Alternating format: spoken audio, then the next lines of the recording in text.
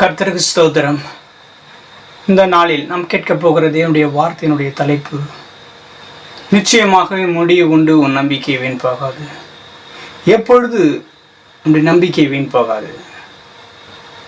யோவான் புஸ்தகத்தில் 2ஆம் அதிகாரத்தில் அங்கே காணா ஒரு கல்யாணம் நடக்கப்படுகிறது. எல்லாம் நம்ம எல்லாருக்குமே தெரிந்த ஒரு விஷயம்.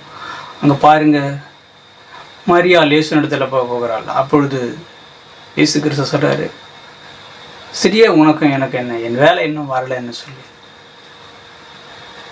அப்போது 5வது வசனத்தில் பாருங்க, 2:5, அவர் உங்களுக்கு என்ன சொல்லுகிறாரோ அதன்படி செய்யுங்கள் என்று மரியாள் சொல்கிறாங்க வேலைக்காரருக்கு.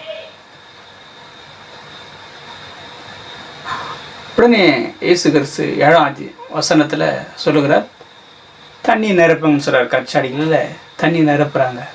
பாருங்க, பெரும் தண்ணியை ஊற்ற சொல்கிறாரு. அடுத்து அப்படியே எடுத்து போயிட்டு பந்தி விசாரிப்புகளை கொடுக்க சொல்கிறார்.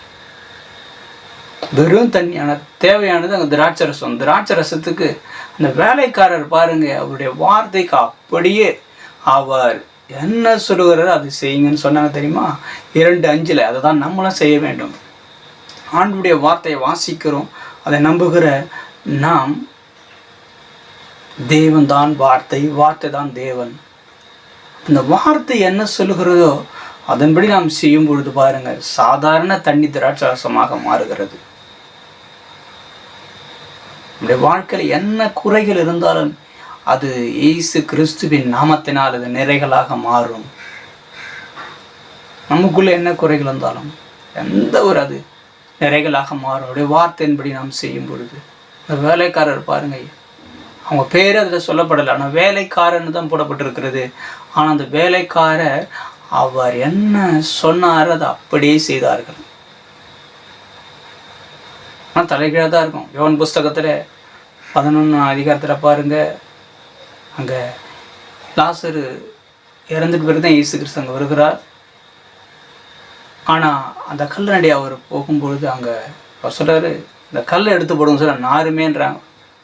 ஆனால் கூடவே இருந்த இந்த மார்த்தாள் மரியாளுக்கு இல்லாத விசுவாசம் அங்கே 2ஆம் அதிகாரத்தில் பாருங்கள், 7வது வசனத்தில் யோவான் புஸ்தகத்தில் தண்ணீரை ஊற்ற சொல்கிறாரு. அப்படி ஊற்றுறாங்க, அப்படி குடும்ப கூட சொல்கிறாரு. அவங்கள இயேசுவோடு கூட இருந்தவங்க கூட அந்த நம்பாத ஒரு நம்பிக்கையை இந்த வேலைக்காரர் எப்படி பண்ணாங்க பாரு. அதை தான் நம்மளும் செய்யணும்.